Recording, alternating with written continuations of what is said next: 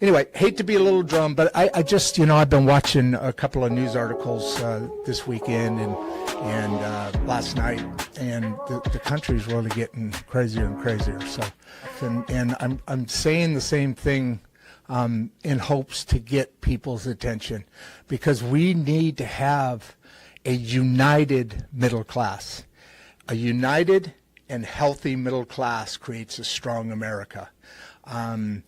And you have to listen to who wants that to happen and has ways of making it happen. And then we need to vote people in and vote people out according to their strengths or weaknesses. And it's going to take some time to get finally a handle over our political system, because we have no handle over this. And the founding fathers gave us this. We owe it to them. They weren't perfect people, and they were elites, but they at least saw that this country, the middle class of this country, needs to run the important issues directed by our politicians. And just like you have a head of a company and you have the crew of a company, if that's not going right in a company, one or the other, that company goes out, right? Well, this country is much, obviously a whole different scenario, but it matches a bit, because we're on the way to communism right now, or socialism, and there's no getting around that fact that either we come together and we pull together and we look out for our neighbors and we talk to each other and we do those things that our founding fathers gave us the freedom to do, or we don't have a society anymore. Anyway, we're going to start getting this down. I'm still working on some lighting. Barbie's moving to California, so she's going to be producer Barbie remote. But I think we might be able to get her on camera this way. So with all of that said, you guys have a great weekend. Say hi to each other. Go out and say hi to somebody. Just wave at them, man. Start that way. Just wave at them. Every time you see them, wave at them if you don't know them. And then you'll see the reaction change, evolve. You'll see the body language evolve. Go out and say hi to a couple of people today. Anyway, love you guys. Thanks for being here. Hey guys, how you doing? This is Rod Duff of Insights and Straight Talk. I'm glad you're here. We got a big burst in this morning. We've got almost 80 people, 79 people here. I appreciate that. Please like and subscribe. We are still 1,000-ish away from hitting 10,000 subscribers. So I really am asking you folks to jump in and tell your friends and get subscriptions. I really want to dialed in, and I really want to get that message continuing to move. It just kind of reminds me of a story from yesterday. If you look at our Substack, and you'll see that in the description how to get there. 92 people aboard. Hey, again, subscribe and like. Thank you very much for being here. This is a great opportunity for us to have a watch party, something that we've talked about through the entire show. And what's interesting is that intro video. I just switched that over. You notice it's a slightly different one than other ones that I've used. And I'm just, depending on the topic, I like to kind of mix that up a little bit. We're starting to add thumbnails, starting with Emma Lynn tomorrow on our Insights and Straight Talk with Emma Lynn and Grandpa Rod. You'll start seeing thumbnails moving forward, just to kind of create more and more impact to the social media. We've got over 20,000 subscribers across our social media, and but going back, that intro that I used there, that was over a year ago, and it was a tenuous time then, and that message is even more direct today, I believe. I mean, look at what's happening in New York. Look what's happening up in Michigan. some of these some of the excuse me, I'm sorry about that. Some of these areas are really devolving.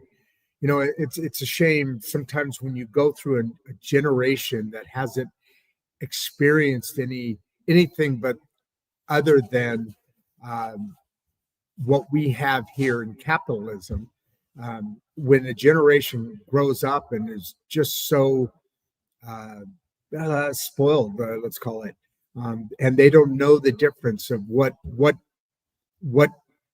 was when things like socialism or communism have kind of seeped into our system here, and so they start opening their minds to new voices that are artistically driven out to audiences. I mean, you're looking right now at a mayor that's probably going to be part of New York City very shortly, be the mayor of New York City. And that dude's a straight out communist, straight out, I mean, straight out devastating. I don't know how New York's going to survive this, to be honest with you. I mean, I'm not politically driven in this part of the conversation, but if you step back, it's if you step back and look at it, I mean, you know that the top 1% pay over half the taxes over the rest of, you know, everybody else. If that 1% leaves, that state, for instance, who's already billions and billions in debt, how is that state going to survive? How are the people within that state going to survive? They're already doing other things that are against the actual American citizens of their state. And now this next step could be devastating, to be honest with you. But I kind of want to just open up with that. We got a lot of people here. There's 263 people here already. And oh God, we got like 4 or 5 questions right out of the gate here. I am trying to kind of talk about a few different things today because Barbara Wiseman, who is scheduled for today, is not here. I'm hoping she'll pop in somewhere along the line of this conversation. But I kind of want to open this up again. This is Insights and Straight Talk. I'm your host, Rod Duff. I've been doing this about a year, and we're almost at 10,000 subscribers. So I'm excited about the direction. Just working to continue its movement. Let's get that a little out of the way. And so, you know, I was thinking sometimes the timing of life just simply makes you smile. That isn't an ironic kind of moment that reminds you how purpose threads everything together. And just hours after wrapping up our Insights and Straight Talk episode yesterday with Fitz Kohler, the powerhouse cancer survivor, speaker, and fitness expert, I found myself sitting in a meeting with officials from Oklahoma Health Department and Greer County government officials. I was there by invitation, but what unfolded felt more like a divine alignment than a simple roundtable. I'm serious about that. At the close of their range of products session, we began spitballing some outreach ideas. And in those ideas, there were new ways kind of opening up to help more Oklahomans discover and enroll in services already available to them. The energy was very real. The passion in that room was so powerful, and they knew our show, which is very exciting. They told me they believe our reach, that's you folks, our reach, this platform that we built together could help them connect with people who need it the most, people who qualify for help but never hear about it. We see this all the time. People who deserve connection and compassion as much as care. As we brainstormed, my mind kept flashing back. My mind kept flashing back to our recent episodes, especially the powerful 4 lanes. Remember that we started that mini series on Monday, producer Barbie's origin story on compassion. And my, hang on a second, is that her? I don't think that's her. I don't know. Somebody's calling me. Um, our origination story, her origination story on compassion, and my conversation with Fitz. Fitz and I had just shared a moment about the power of movement and health and mental strength. How fitness is about reclaiming your life, not changing perfection. Then, not even a day later, I was sitting in, not even a day. What am I saying? Not even an hour and a half later, I was sitting in a government meeting where there was those very principles had become the focus of public policy. During that discussion, we looked at the alarming rise in preventable deaths, trip and fall injuries, and mental health struggles amongst Oklahoma's aging population. Outreach to rural, look at, it's funny. I thought about something during that time, and I mentioned it to the banker who was hosting that event, and they've got a training facility. It's really awesome. Great Plains Bank up here. By the way, I want to do a shout out to. I always point up at the ceiling because this place is amazing. Huge, tall, high ceilings. But I want to give a shout out to the Mangum City Library for hosting us, for supporting us in our Regeneration School project. But, just to go on with my point, geography alone keeps too many people from knowing about services that could be literally saving their lives. As they spoke, I kept thinking about Fitz's story, her courage, her energy, her unstoppable message of resilience. It made the moment feel almost orchestrated. I mean, it really did. It made it feel like, okay, I always talk about this journey, and I talk to Barbie, producer Barbie, a lot, and I'll reflect back again what I said earlier, which was I built the machinery business from my pride, which if you understand what I mean by that, it wasn't passion. It was about me being something bigger or better or whatever. And this story, this mission, this show is coming out of love. And there's a real difference. And I feel the difference what the longevity comes out showing is still in our future to find out. But it felt almost orchestrated. After our episode, I'd written to Fitz. Here, I'll read that. That was such a fun show. I love your energy. My audience, you guys, loved your mission as well as your energy. I got your book and I'm already getting supercharged. It's a really good book. I jumped to page 264 right away. That, if you guys saw the show, you remember she was talking about how so the book's got multiple chapters, amazing workout stuff that's very simple and very easily. I thought about it being integrated into some of the things, the programs that we were talking about at the roundtable. But I put, I'm already getting supercharged. I look forward to working with you. And here's the ironic part, working with you again, right? So what was interesting about it is that that email was still in my inbox when this health department conversation started turning towards outreach and inspiration.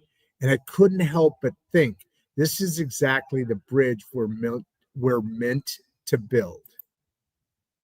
I said that again. This is here, let me pull that up. This is exactly the bridge we're meant to build. And this is why, because compassion, like health, isn't a single act, it's a lane. a way of meaning, a way of moving through life. When we started talking about how fitness and exercise can literally change outcomes, not only for physical health, of course, but for mental clarity. And just a little insight here. My dad had, it's not Alzheimer's, but he had some mental acuity, mental clarity in the later portions of his life. And there was a decline. I realized how deep this really goes.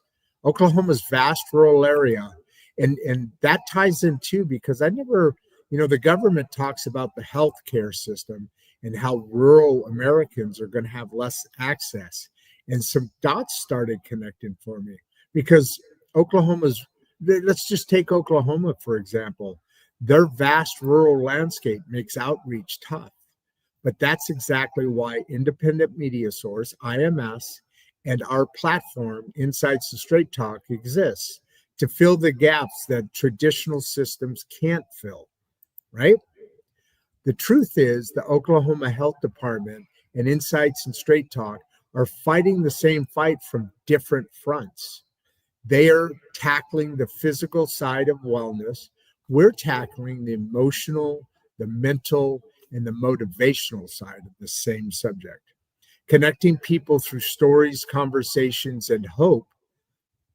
That's where our mission becomes more than talk. It becomes action. We're filling the communication gap between state programs and the real people they're trying to reach. As I left that meeting, I wasn't thinking about statistics anymore. I was thinking about stories. The mothers, the veterans, grandparents who lived, whose lives could change with just a bit of awareness, encouragement, and movement. And that's when it clicked. Our work isn't commentary, it's community. Through this show, the Regeneration School Project, and every story like Fitz's, we're helping people rediscover this strength. One conversation, one family, and one community at a time.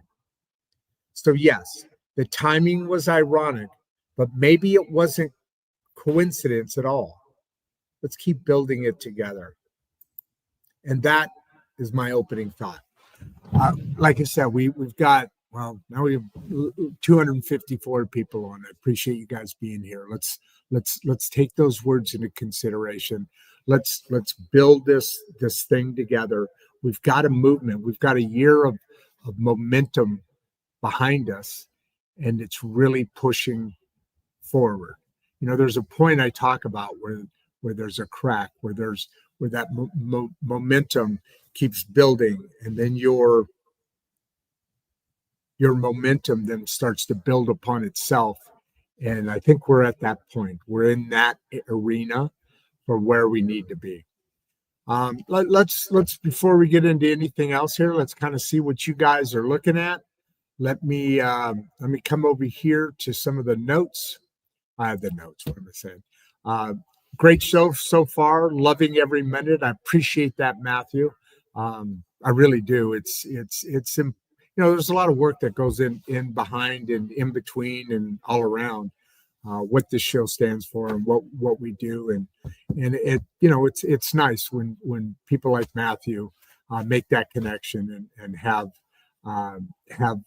moments of appreciation. So I appreciate that, Matthew. I think we're going to have some unusual questions today. For instance, wow, Barbara's perspective is so refreshing, exciting to learn more. So Citrus, she's obviously picking that up. We do a lot of marketing, send out to our social media what the show is coming up. And especially some of the earlier comments are always, built upon what those points are that we're going to talk about, and some of the information left out there for people to take a look at. I told you we're going to start doing thumbnails on each, starting tomorrow, with Emma Lynn's Emma Lynn and Grandpa Rod show on Saturday. It's another ironic. At the same time this show tomorrow, Saturday, is going on with Emma Lynn, my other granddaughter, and the one in Texas, Maddie, is having her second year birthday. So it's kind of a granddaughter's day for me. I'm excited about that day. I'm excited about all days. I'm excited about you guys. I'm excited about this mission. I'm excited about the city of Mangum. I'm excited about the openness that this community has for building something that's bigger than ourselves, right? And that's what this is all about. So, Citrus, thank you for that. And by the way, let me go back to her again. It is refreshing because so much of the earth, so much of global warming or global this or global that goes around is only adhered to or only perpetrated by people who want to take advantage of other things, while this unknown thing called our world, because we don't know enough about this yet. I mean, weather goes up, weather goes down, it changes. I was talking to somebody last night. Somebody was over at the house, and we are just hanging around the table. 200, almost 300 people here, 282. Appreciate you. Please subscribe. I'd love to see a couple more subscriptions coming in today. I'd love to see 1,000 more subscriptions coming in today. I sent out our Substack newsletter this morning, Open Mic Friday, and in that has a reflection of similar to what I was talking in our open here. But pick that newsletter up. It's free. It's more insights, and it's more ability for us each all to educate ourselves and build ourselves from the inside out. So please subscribe to this show as well as the Substack newsletter. Let's see. So let's go down here, the Luxury Rental Doctor Show. Loving this topic already. Can we really fix the planet without politics? And yeah, that's exactly what I was just talking about. We can, as long as we don't. As long as we don't blend politics in with it. It needs to be real. It needs to be something that isn't trying to create the ability for a politician to line their pockets, or an agency to line their pockets. Let me do something here really quick so I can clean up 319 people. Hey, I appreciate you folks being here, loving what you guys do, and loving that you are the energy of what we do in this show. Comments. Here we are. So, coming back to your show or your question, ma'am, can we really fix the planet without politics? Of course. And how fixing the planet is kind of that conversation that starts to lean into politics, because the planet is fine. I mean, realistic. Now, you look at the Earth, right? So look at the Earth, and we have like just this little bit of population populating the Earth. I'll give you an example. I talked about rural America. There's rural everywhere in the world. I live in a town that has 2,000. I was talking to Great Plains Bank, the manager over there, great lady. Becky, she's the branch manager, and we were talking about I talked about in the morning episode yesterday's roundtable and discussions, and it's just we're kind of figuring out what the numbers were, and we're talking about like a 2,200 city a town of a population of about 2,200 people. and we're starting to creep towards 400 people. Please come in. Please subscribe. Get involved in this movement. Get involved in the conversation, and make your comments. Comment and make suggestions, things that you want to hear, that you want to know. But so fixing the planet is much easier to do without politics. And what we need to do is make real, open, honest, educated decisions about what does need or doesn't need to be done. So, I mean, I think we all see that there's some issues with, changing everything out of the fossil fuel world, which I think we have 100 years of ability to move through that system, and it would take 3 times that to convert over. If we started tomorrow, it would take 3 times that just to be able to somehow move to another energy source until technology catches up. Or yeah, I think that's the right word, catches up. I'm blocking my. You see that chair back there? This one, not the mic, but here. Let me try this. This chair right here. That is for when the Regeneration School project. We're housed here, but when people from the community start coming in, over 400 people here. I appreciate you being here, folks. Check in, subscribe, listen to what, and comment on what you like within this episode in particular, in that case.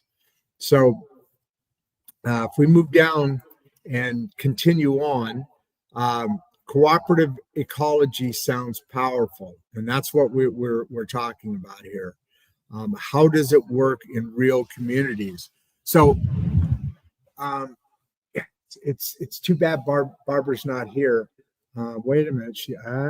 Did she just send me a message? Hang on, guys. I'm sorry. I'm gonna divert here for a second.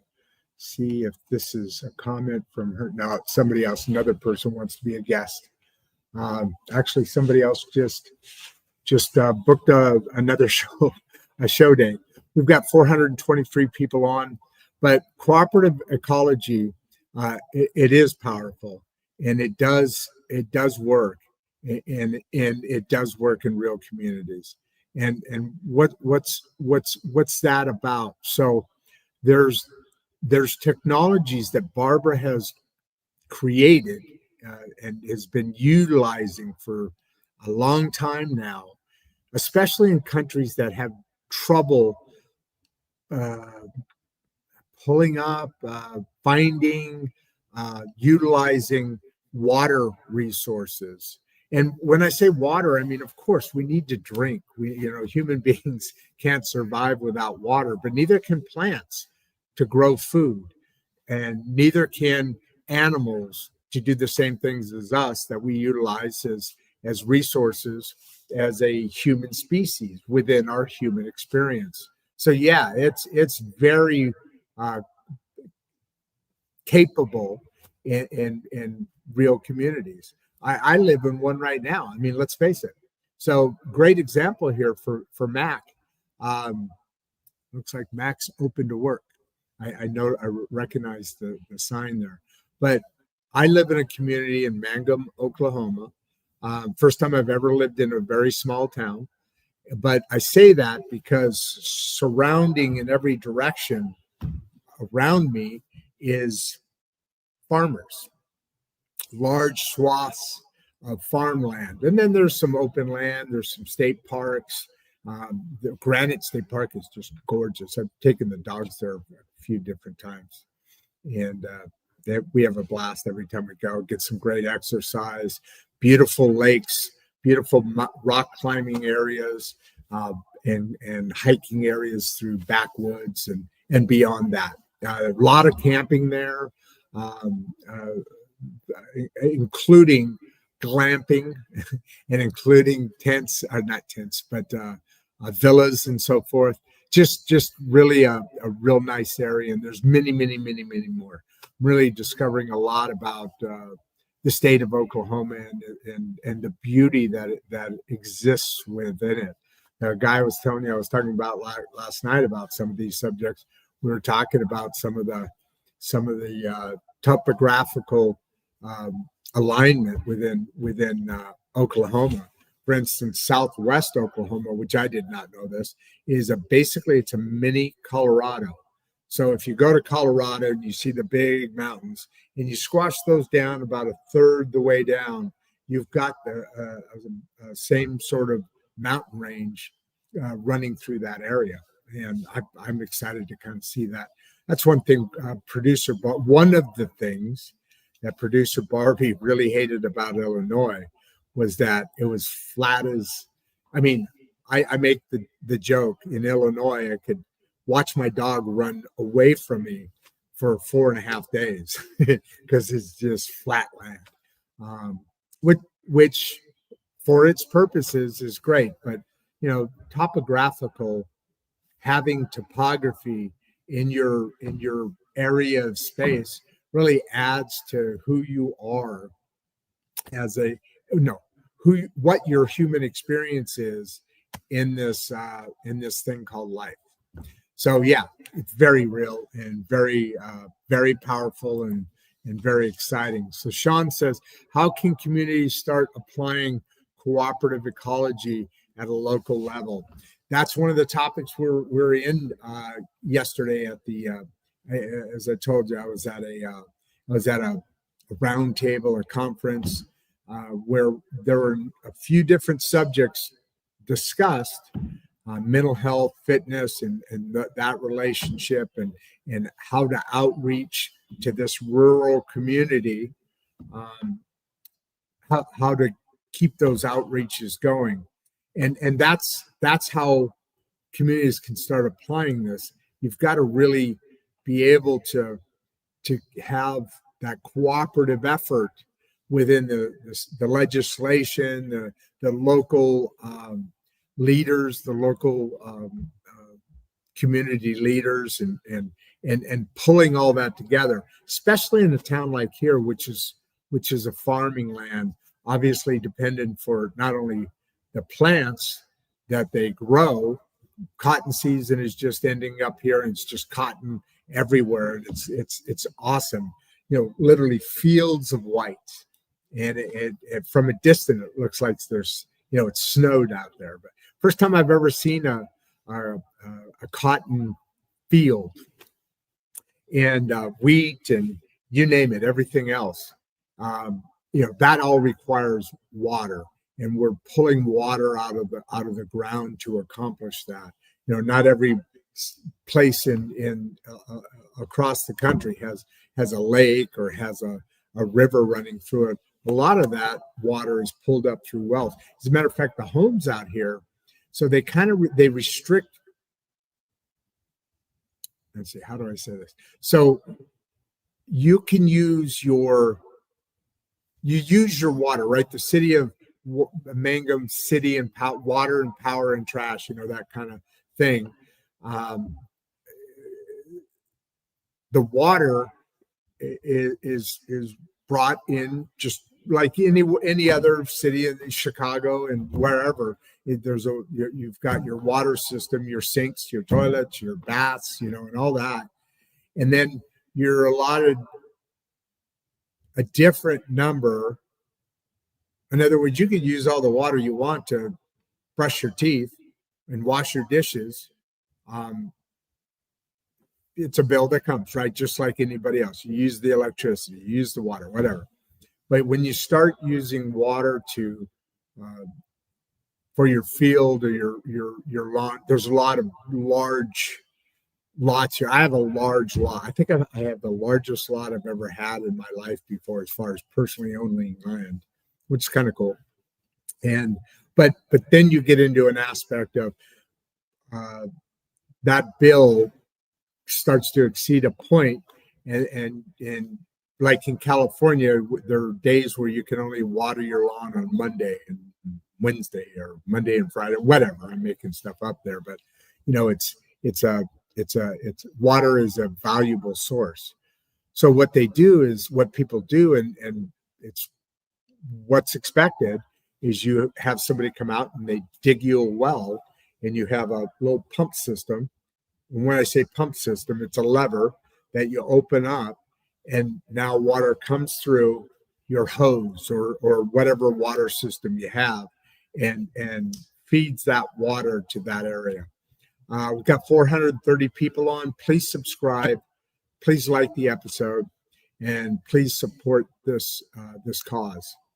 So, cooperative ecology is a subject that needs to be a community effort, and thus isn't an overnight thing, but it is a mission that needs to build upon itself and continue to think ecologically, responsibly, and reasonably. I think those are the three. The ERR is the three keys to making systems like that operate correctly, or even get off the ground at all.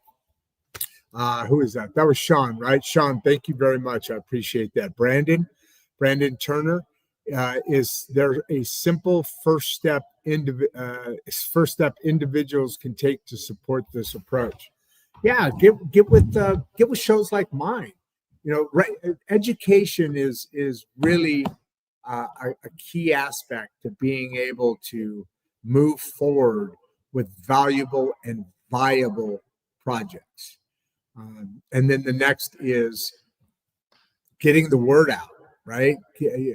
Having a microphone, being a beacon of light to direct or be part of a education system that equals those ERRs, right? That the responsibility is important, but you also have to be reasonable. You have to be reactive. You have to be educated, and that's across all areas. I mean, that what I just said makes me think back to what producer Barbie said to me early on. And so one of the shows, sorry about that. One of the very first shows where she was kind of tongue in cheek, but making a point that voters should have to qualify, meaning they should go through a class and understand what their vote means, and that their vote has an impact. And so educating them, so that what happens now, way too much, is, well, that's an understatement, absurdly too much, absurd numbers, or that people just vote down the Democratic line, down the Republican line, or whatever, and that they just say, oh, I voted, I'm so proud of myself, and they didn't really do anything to help their own communities. Because then it just becomes a vote for a party. It doesn't have, it has meaning, but it doesn't have meaning. It doesn't have the kind of meaning we need as a society and as the great middle class to move us all forward. And that's the thing that's very difficult, and why she, in frustration and intelligence, simply states, look, people voting just to get their little sticker that says I voted or whatever, people who go into the booth like that are not helping, are not maturely casting a vote. It's lazy, it's immature. I'm guilty myself, and that's why it's so important to really dive into watch parties and beyond. So almost 450 people on. I appreciate you guys being here, but the simple first steps are that, the ERRs of the world. Clive, how do we keep unity when people strongly disagree about solutions? Just what I was just talking about. The unity comes through communication, especially when you don't agree about necessarily a solution. I don't know why I'm all of a sudden in a yawning mode here. I got to get a better way to do this. It looks too obnoxious, doesn't it? So as far as keeping unity, it's about conversation, man. It's simply about communicating with each other, starting off, like I said, say this from the very first show. Say hi to somebody today. You're walking by somebody, everybody always kind of takes a glance at each other as they're walking by each other. And really, I've noticed this, and I believe that it's each person's desire to connect with somebody, to connect with you. And if you let that moment go by, you miss a connection. And it's nothing. It's nothing difficult. It's nothing challenging. It's nothing imposing. You know, you catch that person's eye and you go, "Hey, how you doing?" And they'll always say, "I'm doing great. How are you?" And one step better is to say, "I'm doing great. Thank you so much for asking." Changes the mood.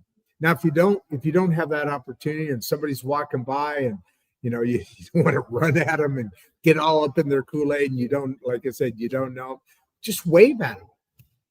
Create that vibe. That's how we keep unity when people strongly disagree about solutions. Okay, Clyde, that's a great point, a great question that you have there. We're still floating right around 450 people. I appreciate it. I hope we have some extra subscribers. I pray we have some extra additional subscribers today. Mr. Bradley, how you be? Can cooperative ecology work in countries with political conflict? That's another level, right? That's an additional level. I mean, we're in political conflict, right? And I'm not even getting into corrupt. Well, we're corrupt, but not that subject. I'm not even getting into that. It's just a political pendulum. Oh man, I didn't drink any coffee. Anybody got any coffee or tea out there so we could have a coffee and tea time right now? I need a little caffeine, I think. It's been a lot of full days, which is exciting, but it also is. It's not tiring, but it's draining, right? So yeah, we can absolutely, but when you're in a country that has political conflict, that's even more important now. This is a Barbara question, obviously, but it's really more important now to be able to work with the agencies you need to, who are more familiar about whatever this conflict may be, Mr. Bradley, and they vary in size and scope and subject, but you need to get in with the agencies that I don't know what that is all about right there. Maybe I'm just kind of chill today. I just, don't you feel it? It's kind of a chill day. I mean, it's Halloween, the day of Halloween. It's the end of the week, and it's all about kind of getting ready for the weekend, recovering. Now I've got another show tomorrow, but recovering and then Sunday and recovery and blessings and hope for the next week coming up. So yeah, Mr. Bradley, I think that's. I hope that answers your question. Any of these that you want me to add on to or fill in with, add some colors between the layers, as we like to say, please build on your question as we go along. Pizza and real estate. That's clever. What's one major misconception about environmental issues today? Well, one is that there's as big of an issue as politicians or agencies that make profit off of environmental issues. It's much more of a panic that they want to build within us than it should be. I mean, think about it. So I always look at it this way. That, originally it was global cooling, right? That was the big panic back in I think it was the 50s, if I'm not mistaken. Um, Maybe it was, well, anyway, it was somewhere in the 50s, 60s, 70s area. Global cooling was the big push at that time. And then it was global warming, which it's been all up to now. Not forget what it's called now. It's global something, global change or global, I don't know. Hit it up on the screen for me if you want. Yeah, if you want to talk about it, my God, this is that's so unprofessional, and I can't stop yawning. And I'm not even tired. I mean, I got a good night's sleep last night. I went to bed at a reasonable time. Um, I am going to come back and do some more work tonight after. Well, there's a big football game going on, and I'm going to skip that. And they're doing a haunted house here again tonight. And so I'm going to come back and do a little bit of work and get caught up on some of the newsletter foundations and stuff. But last night I did. I mean, I worked till I was here in the studio till about 5:15, I think, and then went home, hung out with some dude for almost a couple of hours, talked to my son on the phone, talked to producer Barbie on the phone, and I have been working on doing some other things, and she's helping me out with that as well. So a lot of activity, but nothing extraordinary to make me keep yawning. It's like, let me try this. How does this look over the big bottle of water there? This is cold. I like that. No, I don't think I could do that. I mean, as I get more professional, more capable in this show, but I do need to, because I talk a lot.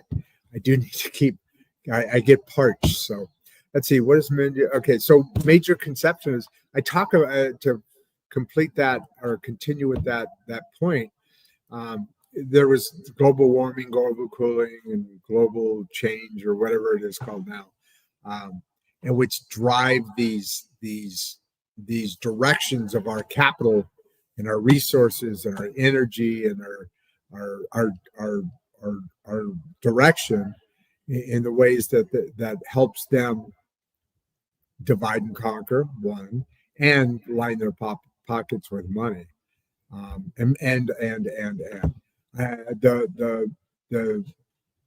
The story I like to point to is, it's funny when you go. They talk about the ice melt, right?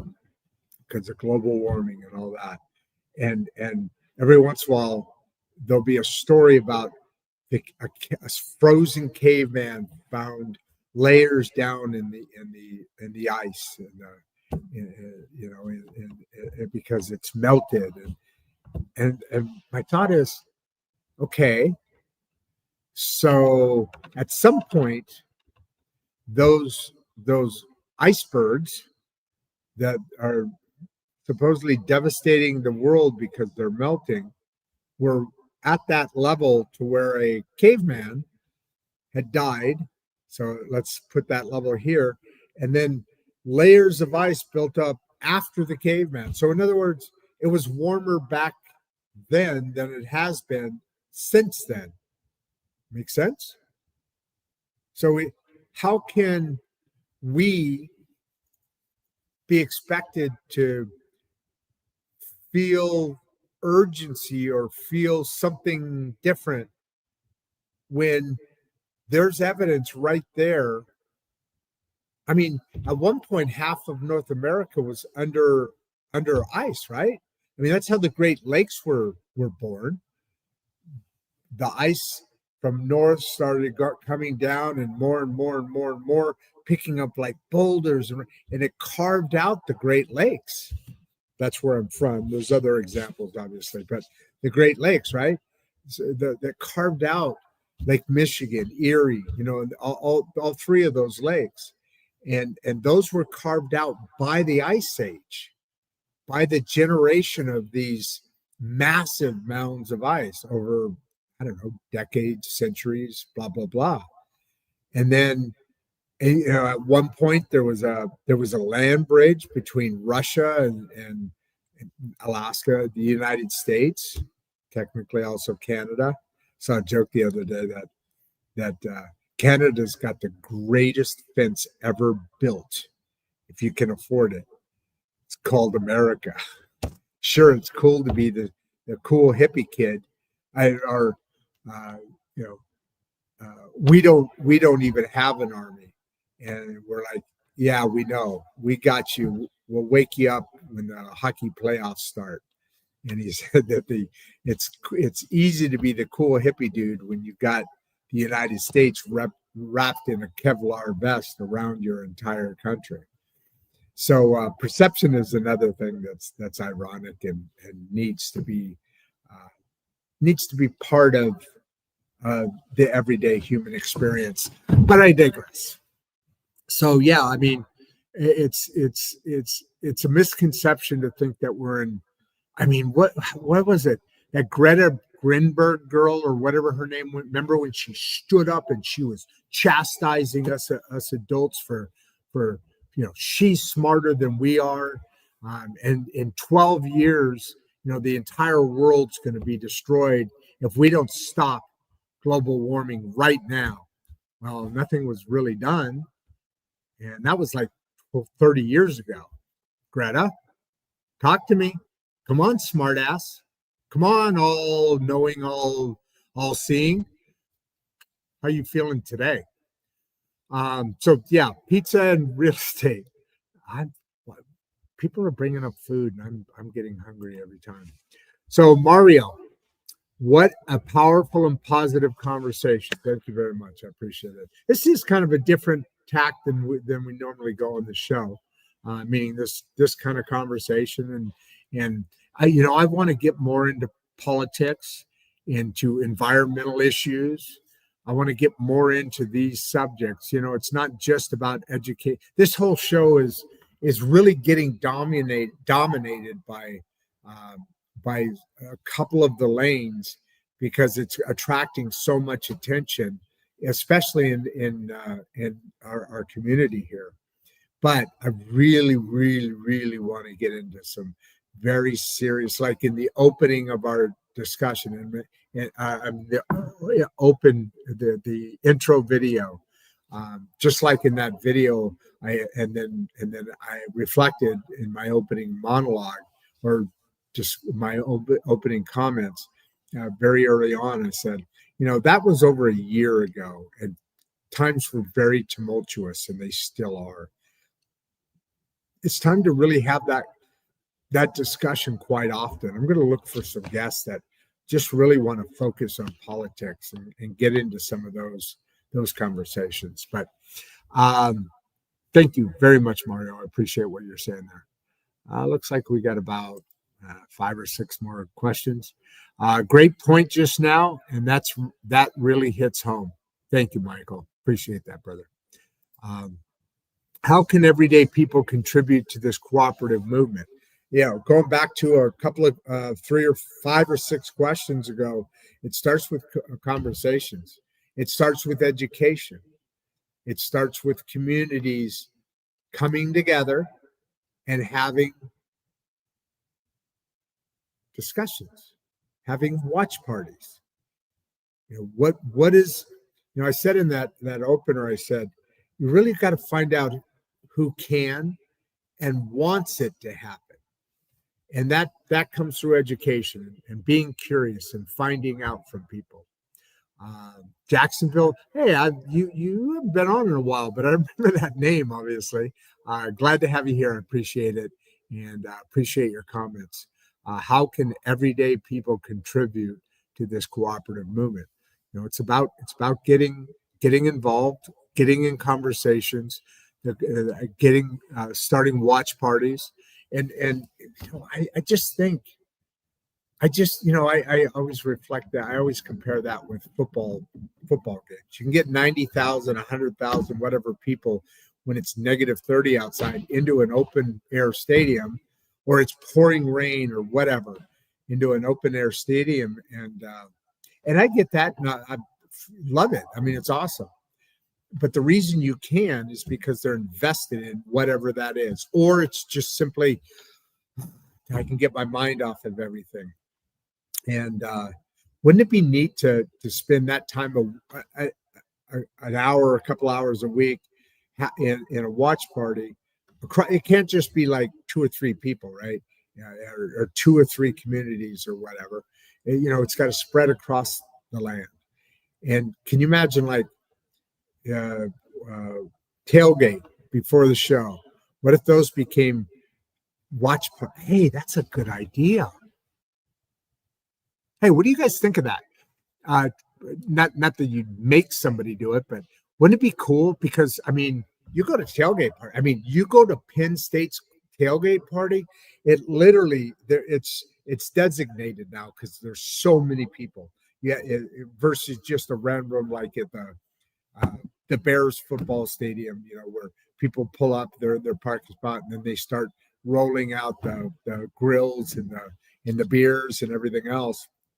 But at Penn State, it's literally you have to register, you have to get your spot, and I think you have them for seasons and seasons, like a season ticket sort of thing.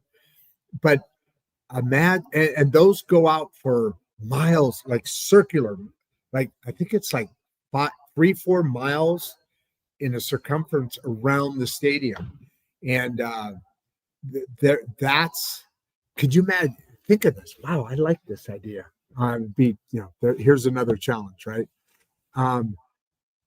Every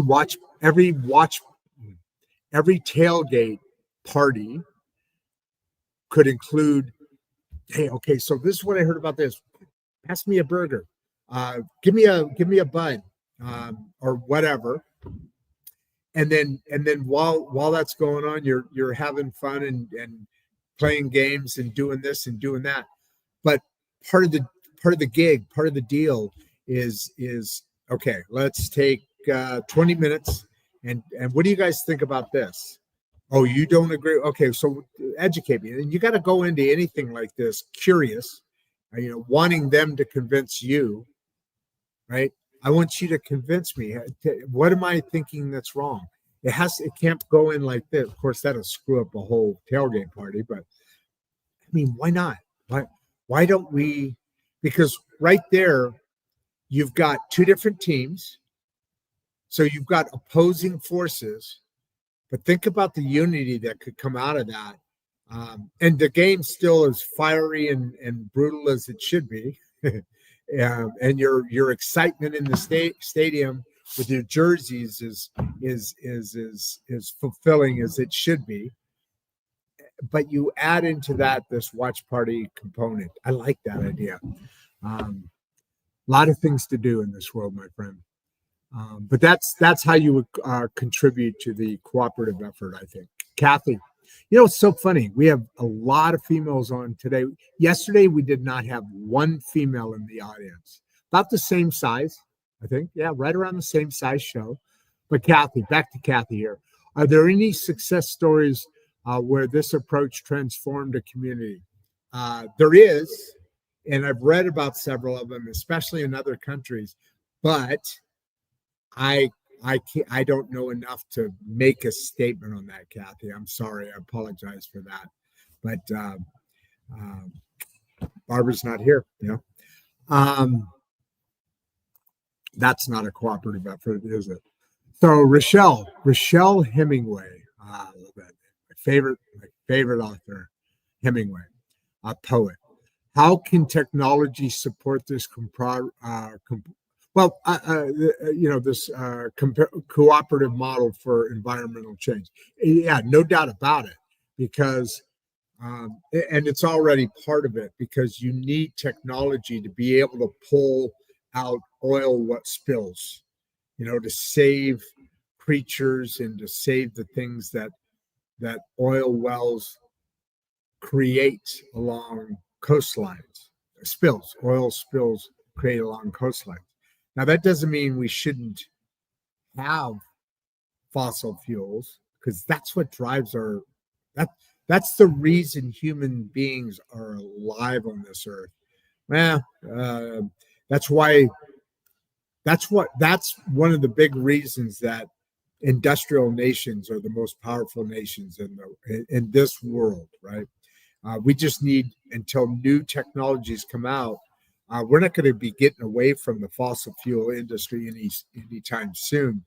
But the technology to be able to develop those tools, to be able to have those cleanup efforts go much more smoothly and much more um, effective than ever in the past is one area that I know I can reflect on or know of instantly, but also finding water. Barbara has developed a system that can go into areas where previously they said there was no water, and she found it.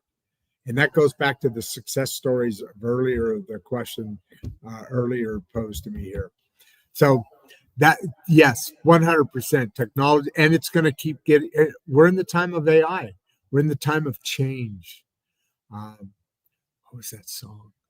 The Sailing of America.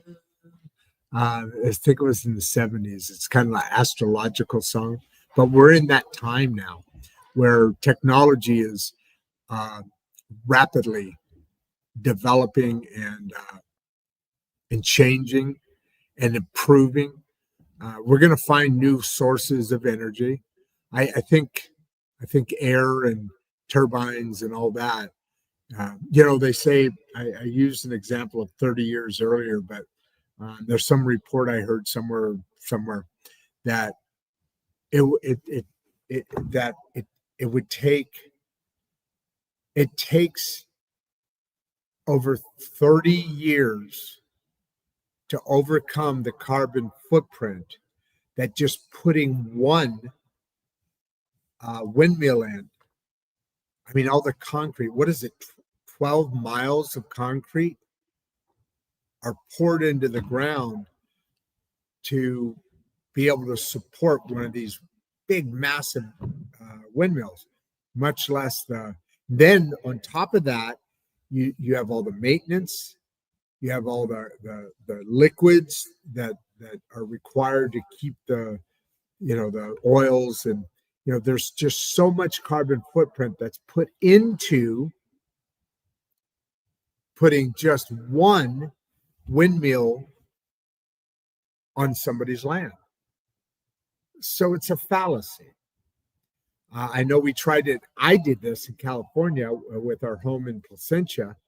I had put solar panels up on the roof, and a lot of people use those now.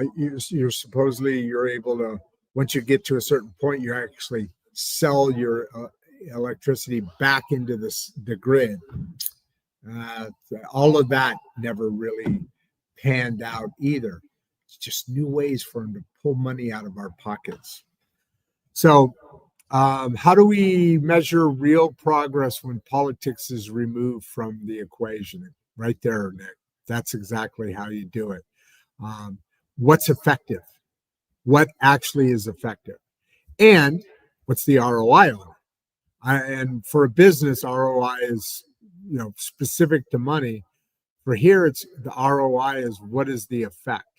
What is the return on investment for that effect? Is it good? Was it effective? Did it do what it was expected to do? And so forth. So, Nick, great question there. And then how do we scale this from small communities to global change? That is a question not yet. That is a question that its answer is not yet known. There you go, guys. I think that was a pretty decent show. I wish Barbara would have been here. It's too bad because this kind of falls into some of those areas that are so important to talk about, meaning so important to have conversations, to have watch parties about, because the environment is there. I mean, it is how we breathe, how we live. Another one. Remember Hairspray? They said it was burning a hole in the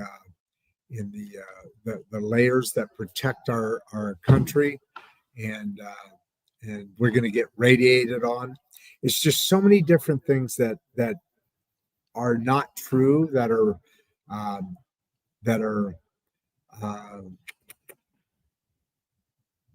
shaded to look a certain direction when they're actually not really all of that. Hey guys, this is Rod Duff. I'm your host of Insights and Straight Talk. I'm proud to be here each and every day with you, the folks that make this a real show, that make this a powerful place to have conversations on all these topics. And I'm blessed to have found this path, and I'm blessed to be, oh, by the way, after the outro video, stick around for a second. I've got a little surprise.